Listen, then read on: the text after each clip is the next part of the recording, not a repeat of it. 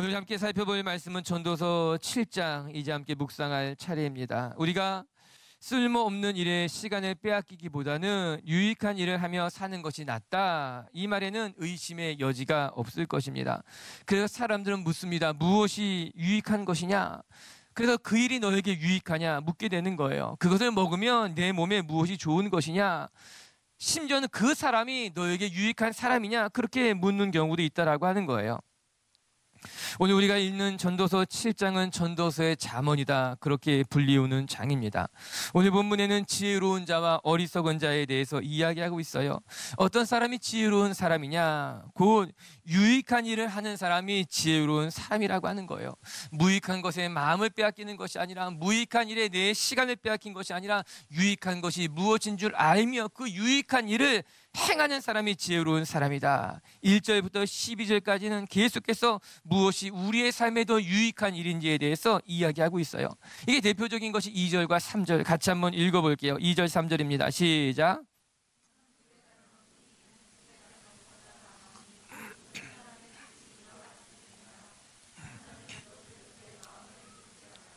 슬픔이 웃음보다 나음은 얼굴에 근심하는 것이 마음에 유익하기 때문이다. 초상집에 가는 것이 잔치집에 가는 것보다 낫고, 슬픔이 웃음보다 나은 것은 그것이 결국에 그 사람에게 더 유익한 일이기 때문이다. 그렇게 이야기합니다. 고대 마게도니아 사람들은 태어날 때는 울고 죽을 때는 춤을 추었다, 이런 이야기가 전해지게 됩니다. 이는 각각 인생의 허무함이 태어날 때 시작되고 더욱 그 허무함이 끝나는 것이 인생이 죽는 날 그 허무함이 끝날 것이다, 그렇게 생각하기 때문인 거예요. 그래서 초상집에 가는 것이 인생의 허무함을 깨닫는 유익한 일이 될 것입니다. 이야기하는 거죠. 슬픈 것이 웃는 것보다 그에게 더 유익할 수 있습니다, 이야기해 주는 것 아닙니까? 겉으로 보기에는 유익할 것이 없어 보일지 모르지만, 지금은 아니지만 나중에는 너의 영혼에, 너의 삶에, 너의 가정에 더 유익한 일이 될 것이니 그것을 기억하라라고 이야기하고 있는 거예요. 오늘 말씀처럼 우리가 지혜로운 사람이라면 무익한 일에 시간을 빼앗기는 것이 아니라 유익한 일에 여러분의 시간과 여러분의 삶을 헌신할 수 있게 되길 주의 이름으로 축복합니다. 그런데 문제는 우리가 무엇이 유익한 일인지 구별하기가 쉽지 않다라고 하는 것이에요. 누가 무익한 일에 자기의 시간을 빼앗기는 것을 좋아하겠습니까? 아니요, 우리는 누구나 그 일이 내게 유익하다고 생각하기 때문에 우리는 그것에 대해 시간을 쏟고, 또 때로는 투자를 하기도 하고, 또 때로는 그것이 더 유익한 일이라 판단해서 내 삶에 그렇게 행하게 된다라고 하는 것이에요. 그러나 때로는 다 그 일을 지나고 나면 후회될 때가 있죠. 이것이 내게 유익한 일이 아니었는데, 이것이 나에게 무익한 일이었는데, 겉으로 보기에는 큰 득이 될 줄 알았지만 결과가 그렇지 않았다라고 하는 거예요. 처음에는 좋아 보이는 일이었지만 나중에는 그것이 나에게 해가 되었다는 걸 깨닫고 속상하게 되는 것 아니겠습니까? 여러분, 그 대표적인 것이 어쩌면 돈일지 몰라요. 오늘 성경에는 이런 말씀이 나오더라고요. 12절을 같이 한번 읽어볼까요? 시작.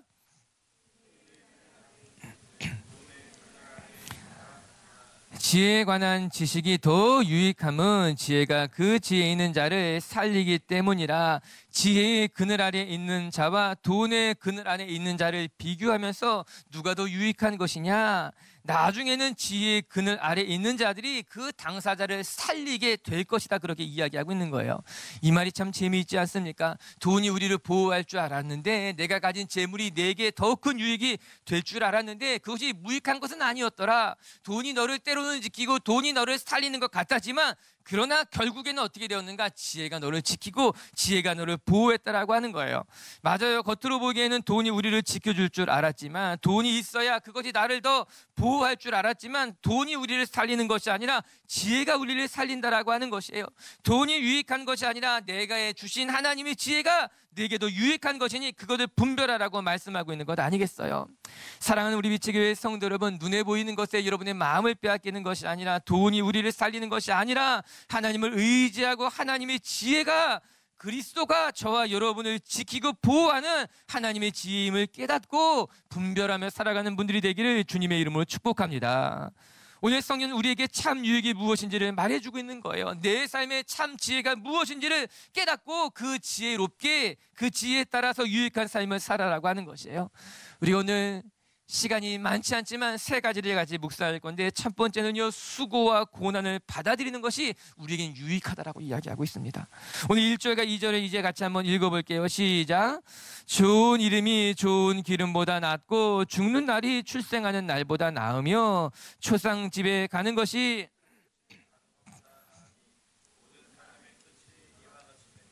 산자는 이것을 그의 마음에 둘지니라. 좋은 이름이 좋은 기름보다 낫고 초상집에 가는 것이 잔치집에 가는 것보다 나으니 어디 그뿐이겠습니까? 책망이 노래보다 나으며 뒤에 나오는 거예요. 책망받는 것이 오히려 낫다는 거예요. 슬픔이 웃음보다 낫다고 이야기하기도 해요.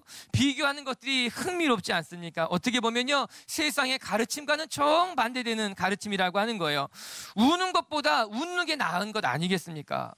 초상집에 가는 것보다는 잔치집에 가는 것이 먹을 것도 있지요. 우는 것보다 웃는 것이 더 마음에는 편안한 것 아니겠습니까? 그러나 성경은 그와 정반대를 이야기하고 있지 않습니까? 눈에 보이는 것들보다 세상 사람들이 좋은 것이라고 말하는 것보다는 오히려 그 반대에 있는 것들, 예를 들면 초상집에 가는 것, 예를 들면 슬픔, 책망, 이런 것들이 너의 영혼에는 더 낫다라고 하는 것, 앞에서 말한 것처럼 더 유익한 일이라고 이야기하고 있는 거예요. 이를 한마디로 정의해 본다면 우리의 삶에 있는 수고와 또 때로는 우리의 삶에 만나는 고난이 오히려 우리에게는 더 유익한 일이 될 수 있다고 이야기하고 있는 거예요. 여러분, 우리 중에 수고를 좋아하는 사람이 어디 있겠습니까? 편안한 것을 좋아하지요. 또한 우리는 고난을 싫어하게 됩니다. 여러분, 고난을 자초하는 사람들은 아무도 없습니다. 고난 받으시겠습니까? 고난의 길을 자초하겠습니까? 그렇지 않다라고 하는 거예요. 그러나 오늘 성경은 우리에게 다시 한번 생각해 보십시오. 오늘 전도서 7장은요, 전도서의 잠언이라고 불리는 장인 거예요. 뭔가 읽으면 읽을수록, 생각하면 생각할수록 우리의 삶의 자리에서 들여다보면, 얼핏 보면 잘 모르겠지만 자세히 들여다볼 만한, 묵상할 만한 가치가 있는 말씀들이라고 하는 거예요. 정작 너의 삶에 무엇이 유익한 일인지 내가 한번 생각해 보시라, 따져보시라고 하는 거예요. 수고와 고난이 당시에는 즐거워 보이지 않지만 나중에는 그 고난을 통해서, 그 수고를 통해서 너의 삶에 이로움이, 유익이 찾아올 것이다.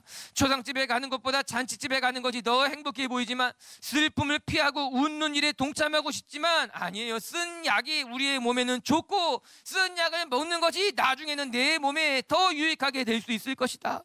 여러분, 5절에는 이런 말씀이 나와요. 5절 말씀 같이 볼게요. 시작.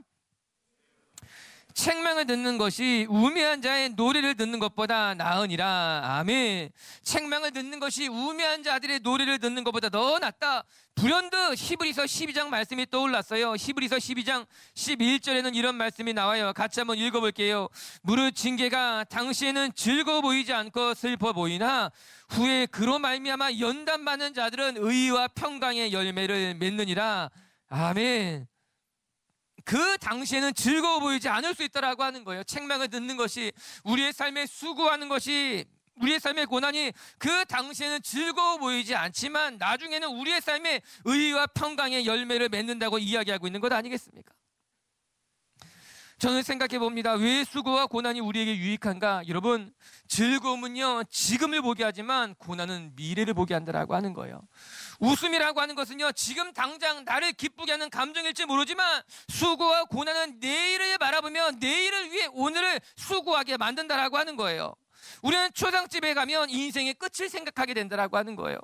우리가 장차 우리에게 일어날 일들이 나와 동일한 일들, 나도 이런 일들을 겪게 되겠지 하고 우리의 장차 미래를, 우리의 끝을 생각하게 된다라고 하는 거예요. 나도 언젠가는 고인처럼 죽음을 맞이하게 될 것이야. 장차 일어날 일들을 바라보면서 내가 오늘의 삶을 어떻게 살아야 될지를 깨닫게 된다라고 하는 거예요. 그러나 잔치집은요, 지금의 일로 행복해하는 거예요. 지금 먹는 것이 내 입에는 좋다라고 하는 거예요. 지금 웃는 것이 나에게는 행복하게 느껴지게 된다라고 하는 거예요. 여러분, 책망도 똑같지 않습니까? 책망받는다는 것은요, 우리의 미래에 유익을 준다라고 하는 거예요. 지금 당장은 즐거워 보이지 않지만, 책망받는 것이, 꾸지람 듣는 것이 지금 당장은 좋지 않지만 우리의 미래에는, 우리의 앞에는 나를 더 단단한 사람으로, 나를 더 바른 사람으로 만들게 하게 된다라고 하는 거예요. 그렇기 때문에 수고와 고난은 우리의 미래를 보장하는 거예요. 우리의 미래를 바라보게 하는 거예요. 그러나 지금 웃음은, 내 삶의 기쁨은 지금 즐겁고 만다라고 하는 것이에요.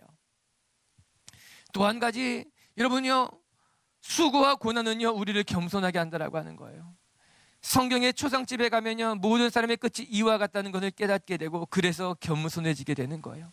기고만장한 사람이라 할지라도 죽음 앞에서는 겸손해질 수밖에 없는 거예요.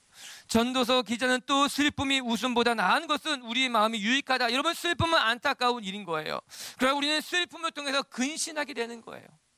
그 근신을 통해서 우리는 더 성숙한 사람으로 한 걸음 나아가게 되고 있는 것 아니겠는가? 결국에 우리의 삶의 수고와 고통, 고난, 이런 것들은 우리의 삶을 겸손하게 만드는 것으로 말미암아 우리의 삶에 하나님 없이는 나는 아무것도 아닌 존재임을 깨닫게 되는 것으로 말미암아 하나님 앞에 우리의 삶을 드리게 한다라고 하는 거예요. 그래 우리의 삶이 유익하게 된다라고 하는 것이에요. 전 우리 빛의 교회 사랑하는 성도님들의 삶에 두어 수고와 고난이 여러분의 삶에 유익하게 한다는 것을 기억하고, 여러분이 기쁨의 자리, 웃음의 자리, 잔치집에만 찾아가는 것이 아니라 오히려 고난의 자리에, 수고의 자리에 나가 더 깊어지는 하나님의 백성들이 되기를 주님의 이름으로 축복합니다. 두 번째는요, 우리의 삶을 받아들이는 것이 우리에겐 유익하다라고 하는 거예요. 이것은 참 중요한 일이 될 것입니다. 우리 13절의 말씀을 같이 한번 읽어볼게요. 시작. 하나님께서 행하시는 일을 보라. 하나님께서 굽게 하신 것을 누가 능히 곧게 하겠느냐. 하나님이 행하신 일들을 보라. 하나님이 굽게 하신 것이 있는데 그것을 누가 펼 수 있겠느냐 이야기하고 있는 거예요.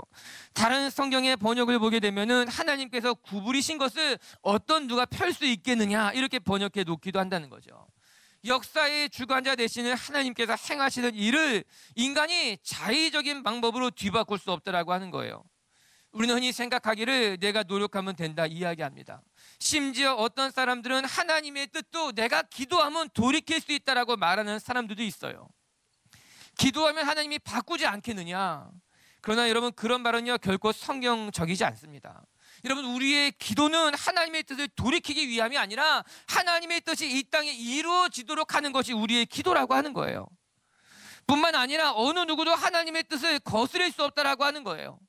오늘 전도서 기자의 말에 우리는 귀를 기울여 들어야만 하는 것이에요. 하나님이 굽게 하신 것을 내가 과연 펼 수 있겠느냐, 내가 그것을 거스를 수 있겠느냐라고 하는 거예요. 그러면 우리가 할 수 있는 것은 무엇입니까? 기도해도 바꿀 수가 없다면, 내가 노력해도 변하지 않는다면 우리가 할 수 있는 일은 무엇입니까? 여러분, 그것은 받아들이는 거예요. 수용하는 것이에요. 오늘 설교의 제목과도 같은 것이죠. 하나님께서 우리의 삶에 허락하신 일들을 우리가 있는 그대로 받아들이는 일이 너에게는 유익한 것이며 그것이 지혜로운 자의 삶이라고 이야기하고 있습니다. 내 삶의 굽은 길을 우리가 받아들일 필요가 있는 거예요. 내 삶의 닫힌 문도 우리가 받아들일 필요가 있다라고 하는 거예요. 물론 그것은 너무나 힘든 일일 수 있어요. 너무나 고통스러운 일일 수도 있지만 오늘 성경이 우리에게 그렇게 권면해주고 있는 것이에요. 여기에서 중요한 것을 발견하게 됩니다. 그것은 무엇인가? 하나님이 행하신 일들이, 즉 하나님이 굽게 하신 것들이, 또 때로는 하나님이 펴신 것들이 우리를 좌절시키기 위함이 아니라 우리에게 가장 좋은 일을 주시기 위한 하나님의 계획이라고 하는 사실인 거예요. 지금 당장에는 이해할 수 없을지 모르지만, 감당하기 힘들어 보일지는 모르지만 하나님이 그 시간을 통해서 우리를 더 선한 길로 인도하시기 위해서 때로는 우리는 굽은 길을 만나기도 하는 거예요. 때로는 우리는 닫힌 길 앞에 멈춰설 수 있기도 하다라고 하는 것이에요. 여기에 필요한 것이 믿음인 겁니다. 눈에 보이는 대로 보는 것이 아니라 눈에 보이지 않는 것을 바라보는 것, 하나님을 신뢰하고 하나님 앞에 맡겨드리는 것이 필요하다라고 하는 거죠. 그래서 우리는 우리의 삶을 수용하는데 전제는 무엇이냐? 믿음인 거예요. 우리가 아주 잘 알고 있는 말씀이 하나 있어요. 로마서 8장 28절의 말씀인데 우리 이 말씀을 같이 한번 읽어볼게요. 시작. 우리가 알거니와 하나님을 사랑하는 자 곧 그의 뜻대로 부르심을 입은 자들에게는 모든 것이 합력하여 선을 이루느니라. 여러분, 이 말씀이 근데 참 받아들이기 힘든 말씀인 거예요. 모든 것이 합력하여 선을 이룬다라고 하는 이 말씀을 우리는 받아들이기가 쉽지 않다라고 하는 것이에요. 그렇기 때문에 이 말씀만 보는 것이 아니라 이 말씀 다음에 나오는 말씀을 반드시 우리는 같이 봐야만 되는 거예요. 이 말씀 뒤에 31절과 32절에는 이런 말씀이 이어서 나오고 있어요. 같이 한번 읽어볼게요. 시작. 만일 하나님이 우리를 위하시면 누가 우리를 대적하리요? 자기 아들을 아끼지 아니하시고 우리 모든 사람을 위하여 내주시니가 어찌 그 아들과 함께 모든 것을 우리에게 주시지 아니하겠느냐. 아멘. 모든 것이 합력하여 선을 이룬다라고 하는 것은 받아들이기 힘든 일인 거예요. 정말 이 일이 합력해서 내게 선이 될 것이냐라는 것에 대한 두려움도 있고 불안함도 있으며, 이 말을 받아들이라고 말씀하신 하나님이 야속하게 들리기도 한다라고 하는 거예요. 그러나 그 다음에 바울은 어떻게 이야기하고 있는가 하면, 이 모든 것이 너에게 합력하여 선을 이룰 것은 하나님께서 우리를 지킨다면 어떤 고난이 너를 대적할 수 있겠느냐라고 하는 거예요. 만일 하나님이 우리를 위하신다면 그 누가 너를 대적할 수 있겠느냐라고 하는 거예요. 너를 위해서 자기 아들까지 아끼지 아니하시는 하나님이 너를 위해서 그 무엇도, 너를 위해서 모든 것도 해주실 것이니 내가 그것을 바라보며 기대하며 내 삶의 모든 것들을 받아들일 사람이 되라고 성경이 이야기하고 있는 것 아니겠습니까? 사랑하는 빛의 교회 성도 여러분, 하나님이 지키시면 그 누구도 그를 해할 수 없는 줄로 믿습니다. 하나님이 보호하시면 어떤 환난과 어떤 고난도 그 사람의 삶을 무너뜨릴 수 없을 줄로 저는 믿습니다. 영과 후진이라는 말이 있습니다. 이 영자가 찰 영자고 이 과자가 구덩이 과자예요. 이게 잘 쓰지 않는 단어이기도 한데 영과 후진이다. 이게 무슨 말인가 하면, 물이 웅덩이를 만나면 그것을 다 채운 후에야 다시 흘러가게 된다라고 하는 거예요. 우리가 머릿속에 그림을 그려보면 되는 거예요. 시냇물이 흘러가다가 구덩이를 만나면 그 구덩이에 물이 다 차지고 난 다음에 다시 흘러가게 되어 있다라고 하는 거예요. 그 말이 맞지 않습니까? 웅덩이를 만나면 그것을 다 채운 후에 흘러가게 되어 있어요. 저는 고난도 이와 크게 다르지 않다고 생각하게 됩니다. 우리의 삶에 고난이라고 하는 웅덩이를 만나게 되면 그 웅덩이를 건너뛰고 싶을 때가 있어요. 때로는 그 웅덩이를 내 생각 같아서는 피해서 가고 싶기도 하다라고 하는 거예요. 그러나 그 웅덩이를 피할 수도 없어요. 그 웅덩이를 건너뛸 수도 없다라고 하는 거예요. 그 물이 그 웅덩이에 다 채워지고 난 다음에야 그 웅덩이에 흘러 넘쳐서 다시 제 갈 길로 흘러가게 되어 있다라고 하는 것이에요. 그 웅덩이에 물이 다 담겨질 때까지 기다리고, 그 기다리고 난 다음에 물이 다 채워지고 나면은 웅덩이를 지나서 넘쳐서 제 길로 가게 돼 있다라고 하는 거예요. 하나님이 우리의 삶에 허락하신 고난의 잔이 있을지 몰라요. 그러나 이 고난의 잔에는 하나님의 물이 다 채워질 때까지 우리는 기다릴 수밖에 없는 거예요. 그리고 그 고난의 잔에 물이 다 차지 않고서는 우리 스스로 이제 됐다, 건너뛸 수도 돌아갈 수도 없는 일 아니겠습니까? 그러나 그 고난의 웅덩이에 물이 다 채워지고 나면 언젠가는 그 고난의 웅덩이가 메워지게 되고 그 채워진 물이 흘러 넘쳐서 다른 곳으로, 가야 할 곳으로 흘러가게 된다라고 하는 것이에요. 이때 필요한 것이 기다림이겠죠. 이때 필요한 것이 그 웅덩이에 물이 다 찰 때까지 받아들이는 것이겠죠.